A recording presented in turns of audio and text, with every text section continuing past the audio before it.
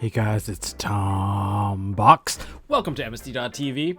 So it's been a while since I've done a deck profile for you guys, and this deck, Necroface, is probably the deck that I've been playing a lot of. I know it's not the most meta of all decks. If I wanted to play a meta deck, I'd probably be playing Dragon Links myself. But this is one deck that can basically ignore the meta for the most part, play at your own tempo, because it is more or less a Grand Magic deck. It's a banish-based deck, and because it is a banish-based deck, you play with your own win cons that don't exactly align with the way that the game is played currently, which is actually a good thing.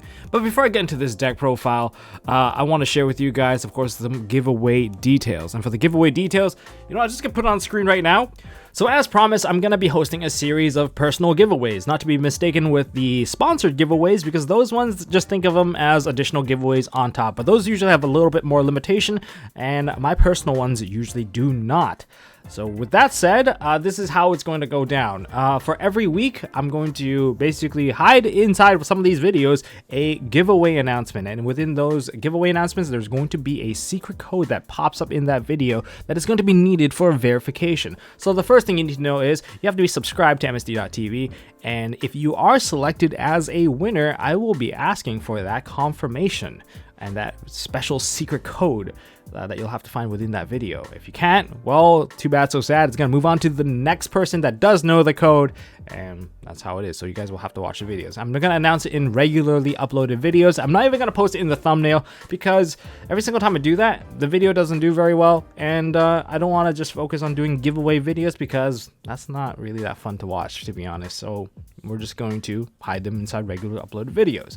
So these giveaways are gonna last about 1 week, and then I'm just gonna choose a winner, and then I'm just gonna continue on and just deliver the goods. That's really how it's going to work. And once a winner is chosen, the next week's giveaway is going to kick off. And these are the giveaways that are going to be happening. Of course, the first giveaway is going to be triple infinite impermanence, a playset of that. And then the week after that is going to be a playset of forbidden droplets. Unfortunately, this doesn't have a lower rarity, so I guess we're just gonna have to go with the highest rarity available. And then we have the 12 boxes. Now for the 12 boxes, of course, you guys wanted one winner each for maximizing your chances, which I don't blame you guys for. So for those ones, I've actually separated that into 3 separate weeks. Rather than doing 4, 4, 4, I'm gonna do 3, 4, and 5. So the winning chances increase as you go. Now, being a part of, technically, if you already won one of the boxes in one of the 3rd week or 4th week or 5th week, if you win one of those boxes, you will not be eligible to win the next week's boxes, because we did promise that it will be 1 box per winner, and if you double up, that's just not fair for someone. So that's what you guys voted on. That's exactly what I'm going to follow up on. So those are the 5 weeks of giveaways that I'm going to be doing. Yeah, so that's how it's going to work. Will this video have one? Most likely. I need a test sample, so this video will probably going to be my test sample for you guys.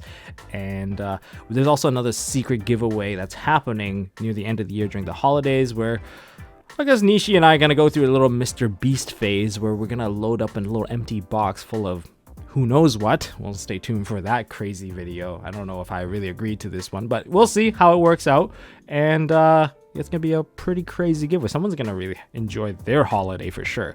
So anyways, with that being said, the announcement is done right here. If you guys missed it, you guys can check out the community page, and that's basically listing everything already. So let's get back to Necroface.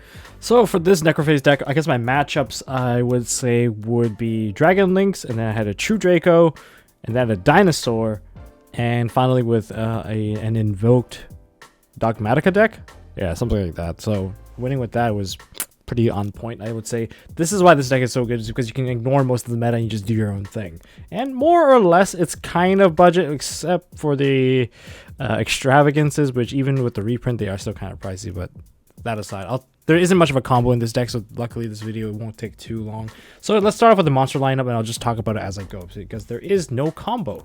We have triple Necroface. Sometimes you're going to resolve an Inferno Tempest. You're going to banish all 3 of these, and against a combo deck, it's an instant deck out. That's one of your win cons. But sometimes after you resolve the Inferno Tempest, you have to know what kind of resources you have left. If you don't have very much left and you're holding one of these in your hand and your opponent is not decked out, you'll be forced to reset the game. And if you're going to be forced to reset the game, you have the biggest beat stick. This guy can go up to...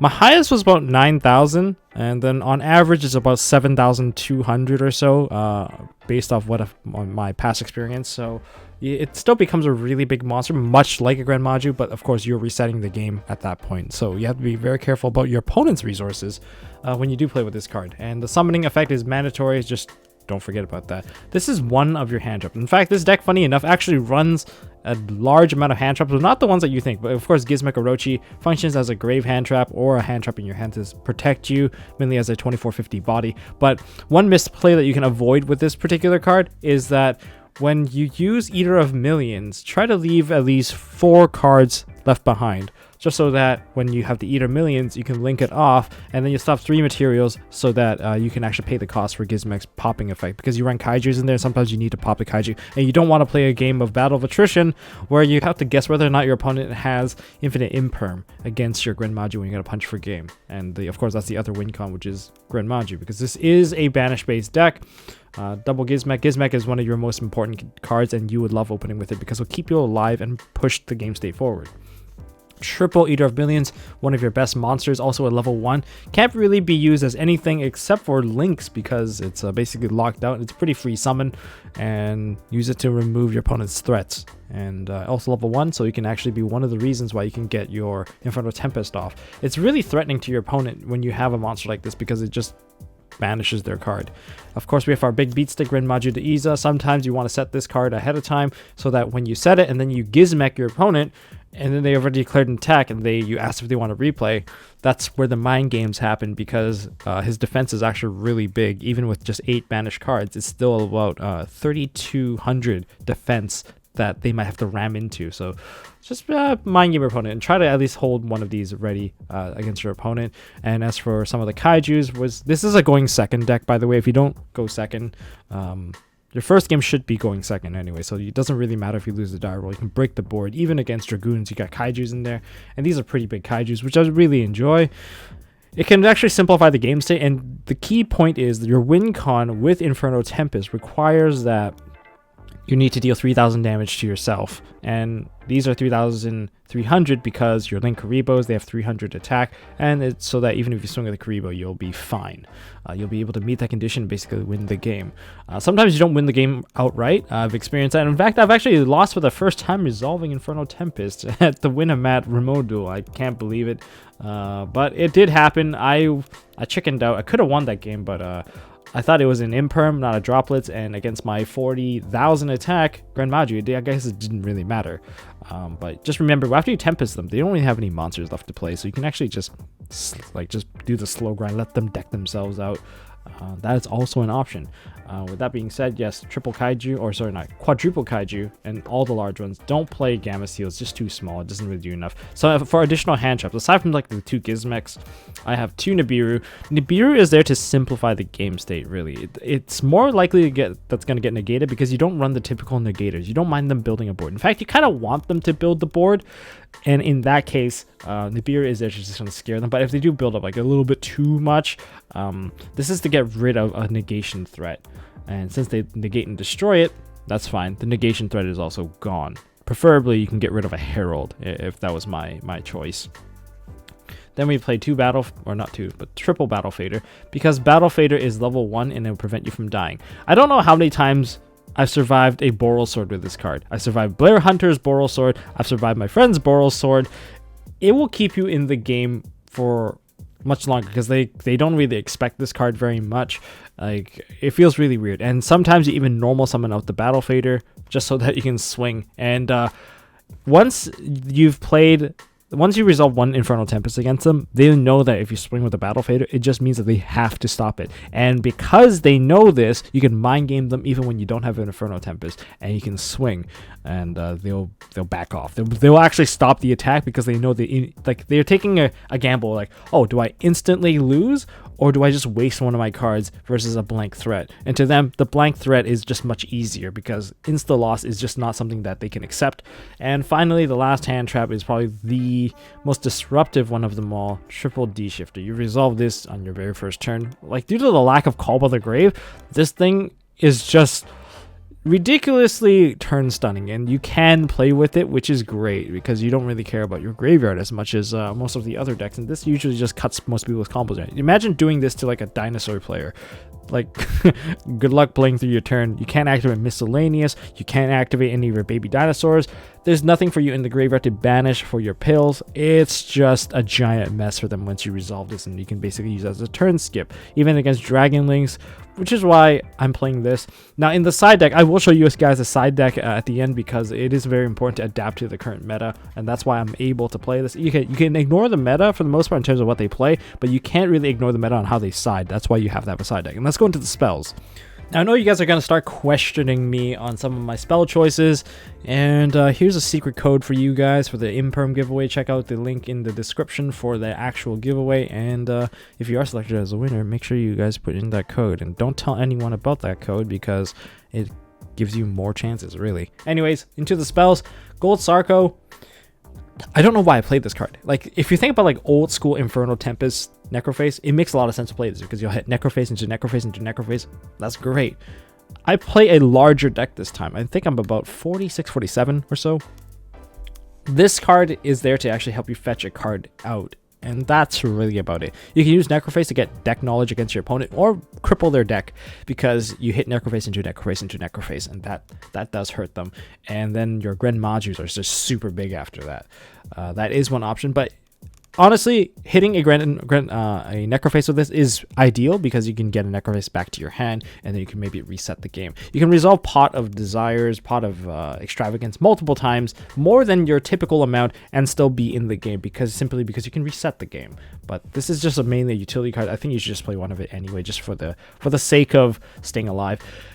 This card here, Infernal Tempest, I play 3 copies of it. I've resolved it very easily simply because the deck is just tuned to actually just make this card work. I kind of wish there was a way to search this card. Unfortunately, only Quick Booster is the only way that I can think that would actually search this card, but it is a quick play spell. It activates during damage step, so keep that in mind. The damage step part is very important because it just makes it less interactable with like monster effects, which I think is quite key.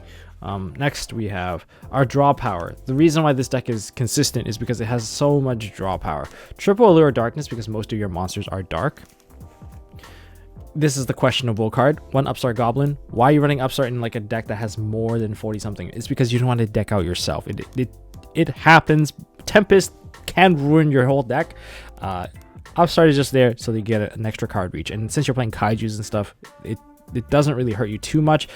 And yeah, just having an extra card makes you stay in the game a little bit longer. Of course, we have Triple Pot of Extravagance. Like, oh, you have so many draw cards, but you play Extravagance. It's just because Extravagance is the best one. If you can resolve a Desires or an Extravagance, I go with, well, it depends on what you have. If you have, say, a Gren Magi you want to punch for game, then go for the Desires, obviously. But if you have nothing else that you want to work with, you just want a larger hand to kind of fix everything up, go with the Extrav.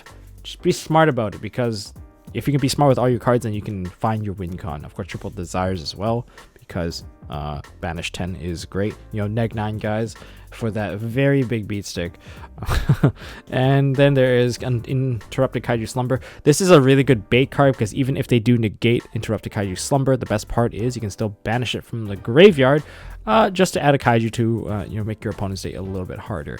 And just to make sure that everything resolves a little bit more smoothly against your opponent, we are playing the most interactive spell card in the entire game, Terraforming or Demise of the Land, so that we can fetch out, of course, Mystic Mine. All right, these are our spells. Mystic Mine, I would actually play a 3rd copy if I were you. If you don't want to play a 3rd or like that single copy of Upstart, play a 3rd Mystic Mine, because I don't know how annoyed they feel when you Mystic Mine them. They negate it for you to summon a monster because they've burned their negation, and you just attack into their card. Like, because there is no real interaction once you just get into the point of, oh, I'm just going to attack. They just have to take it. And once they take the damage and then you go, oh, I'm going to use Infernal Tempest, they roll their eyes like, oh, what does it do? Oh, yeah, you banish all your monsters out of your deck. And they're like, okay, that's fine. Like, I still have control. And then you tell them, oh, now banish another 15 cards off the top of your deck. I was like, I don't have 15 cards. Whole thing, I guess I'll pass turn and you lose. So that's this is there to mainly secure it. And against decks like Dogmatica, they have a tough time working around this card, simply because Entis and stuff doesn't really work. If they try to pop your monster, well, guess what? You don't exactly have enough stuff for them to let their Entis resolve anyway. So that's why Mystic Mine is such a key part of the deck anyways. And for my final set of traps, we are playing There Can Be Only Ones and a Metaverse. These are probably the most effective like floodgates available. This is just there to dig you another Mystic Mine. Basically, you're running 4 copies of Mystic Mine in this deck, and you don't really want to clot too much, but it is nice that these are high priority negations that they have to stop. If they don't stop it, they can't really kill you, and they set themselves really far back.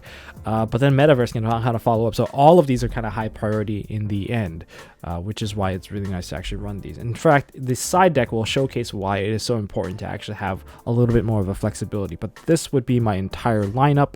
And let's go into my extra deck. The extra deck does matter, especially thanks to Dogmatica. So there's 12 cards that you have to run in this extra deck, otherwise it's just unplayable. You have to play 3 copies of Linkuriboh because you are playing Extravagant, so you have to triple up on the most important ones. Triple copies of Linkuriboh, but you're not likely to banish all your, all your Link 1s, so you also need to play triple Relinquish Anima because arrow management is key, and sometimes you want to throw them a kaiju just so you can go into Relinquish Anima and reabsorb it, and that's how you kind of break some boards.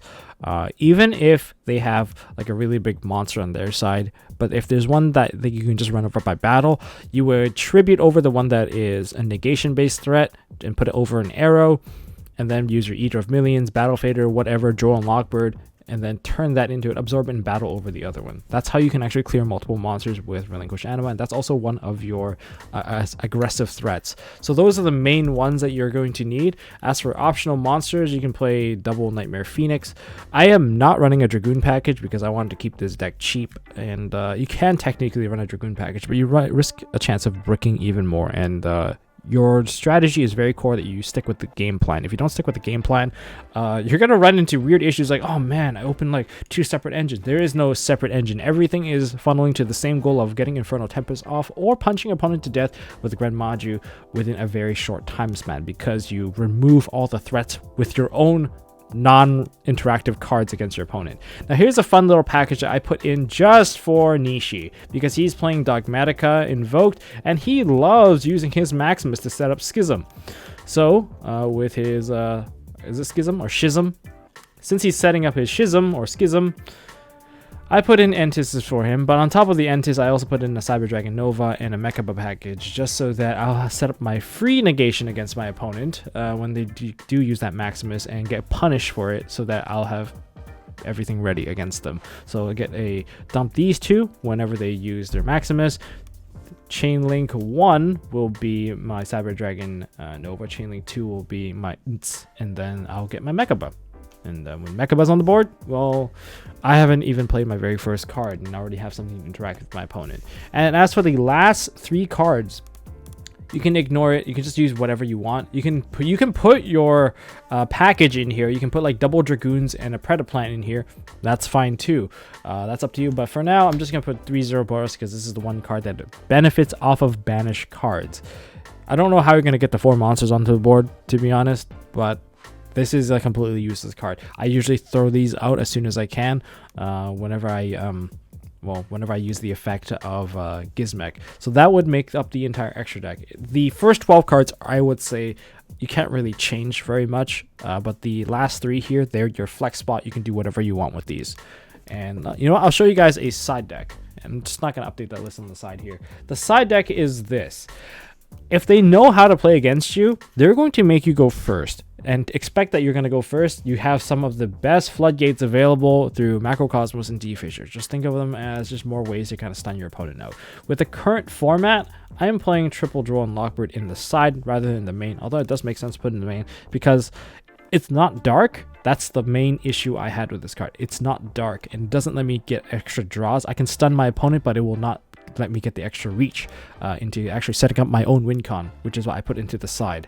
Because after that, it gets really hard after the game too. But it is level 1, so it does give you the opportunity to go into your Linkuriboh, gives you the opportunity to summon it out and go into Relinquish Anima. Here's a fun one that I used to main deck, but since I'm choosing to go second more often, I've just took these out completely. Soul Absorption. Wow, why are you citing this thing? Because you're going to win in time. Your opponent's going to read so many of your cards that they're going to be like, wait, what's going on? And they're not going to attack very often, which is likely why you're going to go into time. And this thing can help you gain a ton of life points. 1 copy is pretty crazy. I thought about it for a while, like, what's the point of running a card that doesn't give you any pluses? All it does is manipulate your life points. Is that once you resolve 1 Gold Sark, and you play your Allure of Darknesses, you banish your Kaiju stuff. There's a lot of stuff that slowly starts to add up. Your opponent banishing 3 cards for their Chaos Dragon Levianeer. Like, there's a ton of stuff that's actually letting you gain life points over time. Like, they use their Chaos Space, they summon out their black or white dragon, they use Plague Spreader. You slowly gain life points to the point that you get out of reach, and that's kind of nice too. And if you get into time, you're like, oh, okay, well, and time of the round, what are you gonna do? Oh, activate Soul Absorption, play a Gold Sark, or play like a Allure of Darkness, and basically win the game. So there's that. You know, it sounds cheesy, but you know, your deck is all about alternative win cons, and you're gonna have to work with it. 1 copy of Red Reboot, because it's Red Reboot. We have, okay, back row removal, Twin Twisters, and Feather Duster. If you want to play Lightning Storm, by all means play your Lightning Storm, but since people are playing cards like Anti-Spell Fragments to stun you, and you do run a ton of spells, I recommend using the Twin Twisters a little bit more. And you don't really have to worry about your opponent like using like golden land cards. I really don't mind them using the golden land cards. Like, oh, you just use this to summon a Golden Lord. Okay, great. Well, I'll trip it over with a Kaiju, and then I'll do my whole combo. They lose their entire deck anyway, and then there's like no real threat after that. And finally, my personal choice right now, because I'm choosing all the wacky tech that I don't want my opponent to know what I'm going to play. If I really need to break a combo board, then I'll put in the Sphere Modes. It's really fun when you break their board, because you don't really need, like, you really don't utilize your normal summons except when it comes to Gren Maju, and that's really about it. Battle Fader comes out for free. Kaijus, you don't care. Gren Maju is really the only target. This one's a free summon. This one's a free summon. This one's a normal, but you don't really want to normal it. So in other words, you only got like 1 monster that you're normal summoning. So Sphere Mode makes the most amount of sense in terms of your mass removal, in my personal choice. But that's kind of the rundown of the side deck. And yeah, that's basically it for the entire deck. Now, how do you resolve, like, what are the best opportunities to actually set up your Infernal Tempest plays? So, we'll go over that really quickly.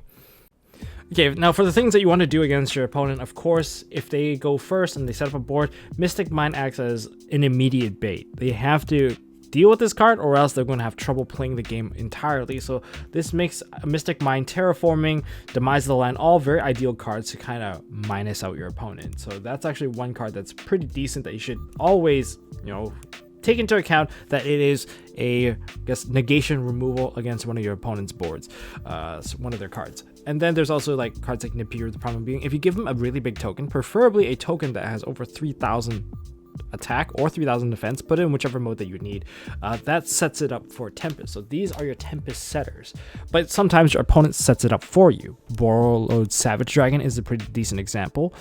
There's a ton of monsters that are just pretty big, and especially when your opponent is going for the kill, it is likely that they're going to set something up like that. And if you can burn their negation with a hand trap, with a Nibiru, like other hand trap you can consider would be like Gamma. Gamma, you know, weakens the board, but it makes it so that you can't really trade off nicely against them. So that's why the Kaijus are there. You can give them a Kaiju, and once you give them like a Kaiju, it's just very easy to summon out any of these monsters, because before you set up Tempest, before you use any of your big plays, Gren Maju is basically a 0. This is also a 0, and these can turn into 0. Sometimes Eater of Millions get a little too big because you banish a few too many cards.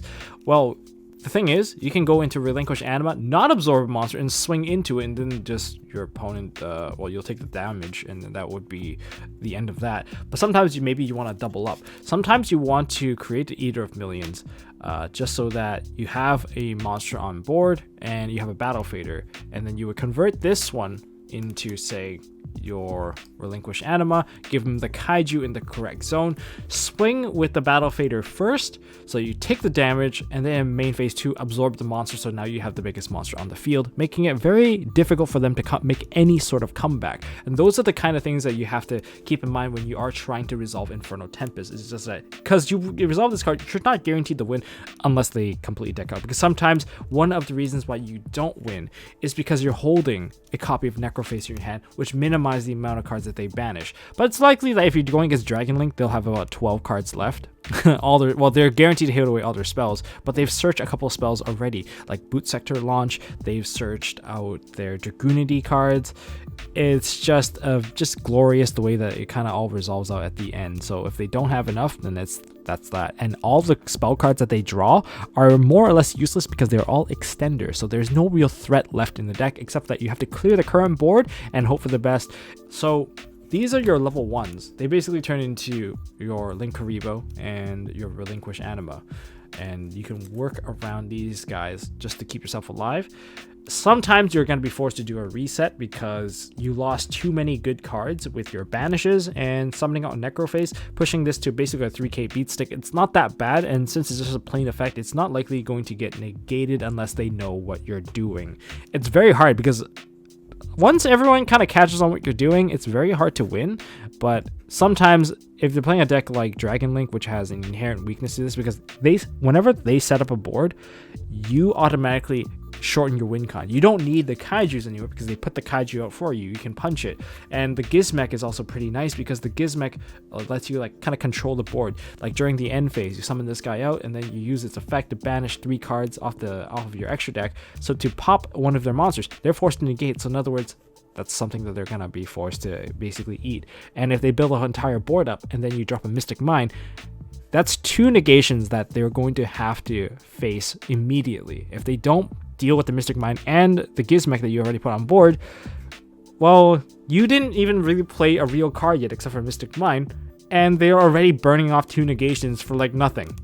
Which makes the rest of the strategy much easier because it, like any Grand Magi deck, like, oh, then if you throw a Kaiju, that'd be the 3rd disruption removed. And finally, you can play your Pot of Desires, drop your Eater of Millions. Gizmek already banished a ton of cards, so you don't even need the Tempest to win the game for you. That's just how this deck really plays out. This would be like your normal summon, so then you just swing after that and the game is basically over. And ideally, if you're going to be playing against Dogmatica, thing is, I wouldn't really want to summon out my Gizmek Orochi because the point is that the stat line is just a little bit too weak for my taste, and it will actually let you pop your Grand Magi Deiza. Like, the thing is, you don't want them to resolve and throw an Entus into the graveyard just to pop your card. That's just going to be ridiculously painful, and I don't think I like that very much. Nadir's Servant is another card that would be very difficult to play against just because they get to throw a free card into the graveyard. But then at least Nadir's Servant is in a card that they can activate on your turn. So it's, or if they have it, they have it. But usually Mystic Mine seals the deal for that because you don't put out as many monsters as they do, which will basically shut down the graveyard. And those are the ways that you can somehow play this deck. Other things to really note, Battle Fader will keep you alive for the most part, especially when they're pushing for game. Battle Fader is like an instant, like these two, I love seeing these two together because if they're going for a big push, you Fader them. If they don't have a negation, well, this thing is just going to come out. I believe this card isn't even once per turn, which is actually quite lovely. Yeah, just when they declare a direct attack, you Battle Fader. I don't think they're even going to swing after that. If they're going to use like a Borderlord Savage to negate the Battle Fader, they're not going to swing anymore because you're just going to activate it again and it's going to summon out, and now they have a Savage. You put this in attack position, swing, Tempest, game's over. It's pretty bad for them. So that's kind of my rundown. Necroface is important. There can be only one will keep you alive. You need Floodgates, and likely that you're not going to be able to go. If they know what they're doing, you're not likely going to be able to go go second anymore because you going first isn't that great. You don't really build any kind of board, but if you are forced to go first, hopefully you can dig into a Mystic Mine, and if you can dig into a Mystic Mine, summon out a copy of your Eater of Millions. That's really all I can really suggest here is just do something like that, or you can set a Grand Magi Deiza and hold on to like your Gizmek. If you hold on to your Gizmek that way, it will basically boost this thing up strong enough that it will stay alive, and you get an additional wall. Your opponent will leave 2 monsters, and then the Mystic Mine will die, which is okay. Or they leave the Mystic Mine up, which in that case, you can work with that because you can also kaiju your opponent. In fact, because you have more field spells, you can turn off your own Mystic Mine if you need to, or you can use like cards like There Can Be Only One to kind of control the board number. Basically, you slow down the games to the point that you can execute your combo, and that is more or less my rundown of how to play this deck. There isn't really any sort of fancy schmancy combo, but more or less that's the point of this deck, is that it is not a combo deck. It is an aggro deck. It's an aggro control that just forces your opponent into some awkward tempo that they don't even know what they're doing. And you're likely to run into time for people always asking, oh, what does this card do? What does this card do? And they'll be thinking about how to play around your 3 or 4 cards that you literally go play card, pass turn. They'll be thinking like, oh man, I gotta clear that, clear this, and then what if you do this? Like, they'll be thinking too much, which is why it's gonna be a bit of a slow game. But that's all I really got for this video, guys. If you guys enjoyed this video, smash that thumbs up button. If you guys want to see more stuff from MST.TV, hit the like, hit subscribe, ding notification bell. I highly recommend trying out this deck, especially in remote duel. What do you got to lose? I mean, it's more or less free to play. This is a really affordable deck, in my opinion. I don't think there's anything too expensive except for like the extravs. Yeah, there's nothing in here that's expensive except for the extravagance. Like, that's it. And luckily these aren't even that bad these days. So that's all I got for this one. Hopefully you guys caught on to that secret code, and I'll see you guys in the next one.